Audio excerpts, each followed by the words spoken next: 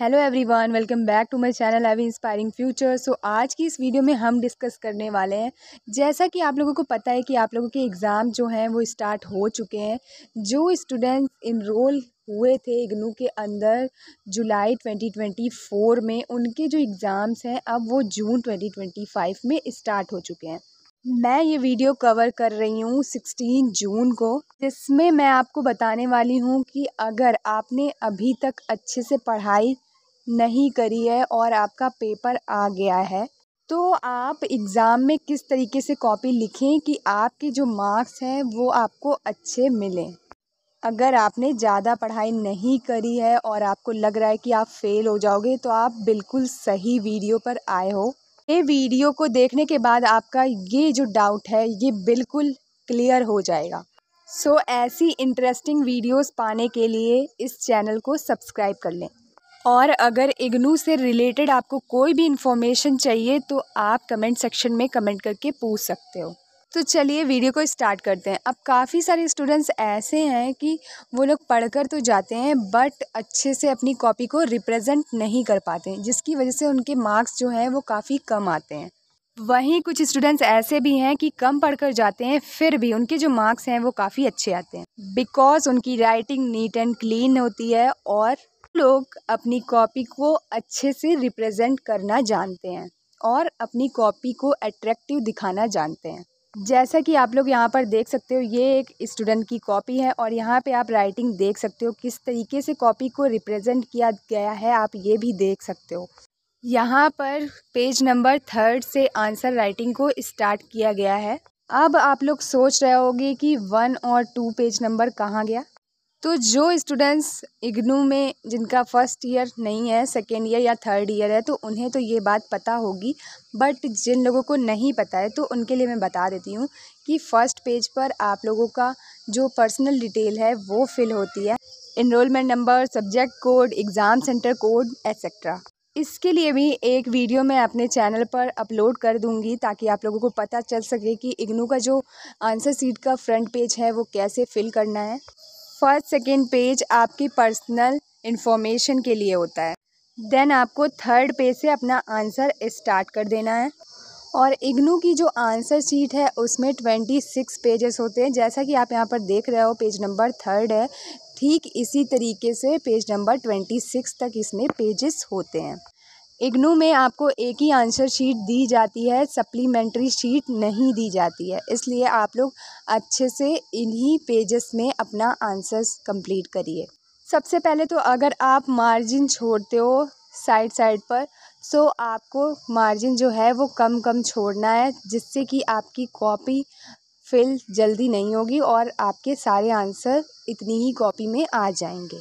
आप लोग direct answer भी लिख सकते हो, बट मैं तो यही कहूँगी कि आप क्वेश्चन के साथ अपना आंसर, मतलब पहले क्वेश्चन नंबर 4 लिखिए, देन उसका आंसर दीजिए। इससे क्या होगा कि आपकी कॉपी भी फिल हो जाएगी और थोड़े ज़्यादा पेजेस फिल हो जाएंगे। अगर आपका पेपर 100 मार्क्स का है तो आपको लगभग 22 से 24 पेजेस लिखने हैं, और अगर आप पूरे पेजेस फिल कर देते हो तो और ही अच्छी बात है, बट मैक्सिमम 22 से 24 पेजेस लिखने हैं। भी आप अपने क्वेश्चन का आंसर दीजिएगा तो एक बार चेक ज़रूर कर लीजिएगा कि वर्ड लिमिट आपको कितनी दी गई है, उसी के अकॉर्डिंग आपको अपना आंसर लिखना है। क्वेश्चन पेपर में मेंशन होता है कि आपको कितने वर्ड्स में आंसर देना है। 500 वर्ड्स में लिखा है तो आप 500 वर्ड्स में दीजिए, 300 वर्ड्स में लिखा है तो आप 300 वर्ड्स में दीजिए। अगर आपका क्वेश्चन 20 मार्क्स का है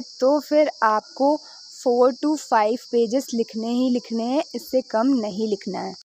और अगर आपका क्वेश्चन 10 मार्क्स का है तो आपको 2 पेजेस लिखने हैं, और अगर आपका क्वेश्चन 5 मार्क्स का है तो आपको 1 पेज लिखना है। और वहीं अगर आपका क्वेश्चन पेपर 50 मार्क्स का है तो आपको 26 पेजेस में से आपको 18 पेजेस या फिर 16 पेजेस लिखने हैं। और कोशिश करिएगा कि आप अपने आंसर जब भी दो तो पॉइंट वाइज दीजिएगा, इससे आपकी कॉपी अट्रैक्टिव लगती है और टीचर को आंसर चेकिंग करने में कोई प्रॉब्लम भी नहीं होती है, जिससे कि आपको अच्छे मार्क्स मिलते हैं। अच्छे मार्क्स से मेरा मतलब है 60 to 70% आपके आ जाएंगे अगर आप ये सारी ट्रिक फॉलो करते हो। जब भी आप पॉइंट में आंसर दोगे तो जैसे फर्स्ट पॉइंट है तो फर्स्ट पॉइंट ऊपर लिखा, देन अगर आपका 1.5 लाइन में आपका जो पॉइंट है वो एंड हो रहा है तो आपको जो सेकंड पॉइंट है उसके नीचे से लिखना है। ये नहीं कि आपने जहाँ पे एंड किया था हाफ पॉइंट उसके आगे ही आपने सेकंड पॉइंट स्टार्ट कर दिया, ऐसा नहीं करना है। आपको नेक्स्ट लाइन से लिखना है, जिससे कि क्या होगा, आपका पेज भी कवर हो जाएगा और कॉपी भी देखने में अच्छी लगेगी।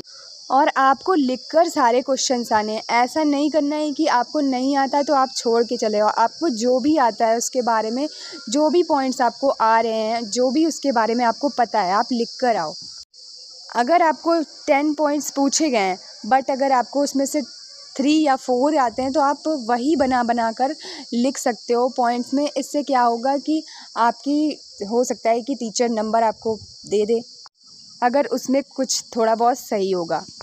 और अगर आप लिख कर ही नहीं आओगे और 20 मार्क्स का क्वेश्चन है तो आपके पूरे के पूरे 20 मार्क्स वहाँ पे कट जाएंगे।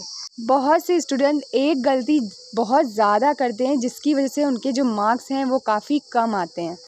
वो गलती ये है कि आप लोग अपने आंसर लिखते हो और अगर बीच में कोई पेज छूट जाता है तो उस पर आपको क्या करना है, पीटीओ डाल देना है, जिससे टीचर को पता चल जाए कि आपने आगे भी आंसर लिखे हैं।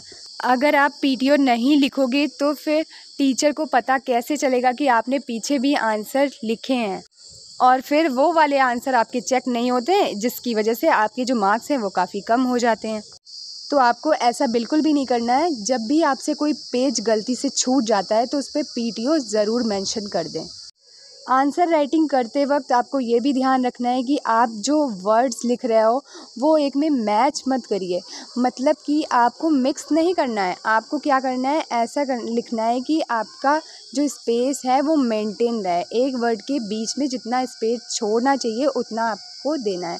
जैसे कि आप यहाँ पर देख सकते हो, टाइप ऑफ के बीच में जितना स्पेस है इतना ही दीजिए, ना ज़्यादा करिए और ना ही ज़्यादा कम करिए। बहुत से लोग अच्छे से पढ़ के नहीं जा पाते हैं बट उनको 2-3 क्वेश्चंस आते हैं तो वो वही करते हैं और उसके अलावा दूसरे क्वेश्चन को हाथ भी नहीं लगाते। तो आपको ऐसा बिल्कुल भी नहीं करना है। आपको लिखना ज़रूर है, जो भी आपको पता है आप लिखिए। ऐसा बिल्कुल भी नहीं है कि आपके सारे मार्क्स काट लिए जाएंगे। थोड़े बहुत मार्क्स आपको टीचर देगा अगर आपने राइटिंग अच्छी तरीके से लिखी है। ज़्यादा से ज़्यादा आपको पेजेस लिखने हैं, जितने पेजेस आप छोड़ोगे उतना ही आपको रिस्क बढ़ जाएगा फेल होने का। अगर आपको क्वेश्चन नहीं भी आता है फिर भी आप क्वेश्चन से ही कुछ पॉइंट्स बनाकर लिख दीजिए। आपको बेसिक नॉलेज है तो आप कम से कम 5 से 6 जो पॉइंट्स हैं वो आप लिख सकते हो।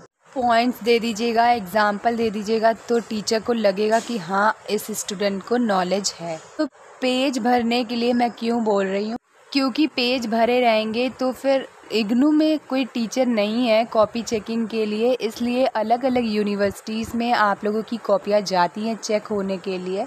तो वो लोग इतना अच्छे से कॉपी नहीं चेक करते हैं, वो इग्नू की बुक्स लेकर नहीं बैठे हैं और ना ही वो आपके आंसर को डीपली चेक करेंगे। बट आपका बेसिक जो आपने लिखा है वो आपको सही होना चाहिए। थोड़ा बहुत इधर उधर हो जाता है तो कोई बात नहीं, नंबर आपको मिल जाएंगे। आई होप आपके लिए ये वीडियो यूज़फुल रही हो। Okay, thank you so much. मिलेंगे नेक्स्ट वीडियो।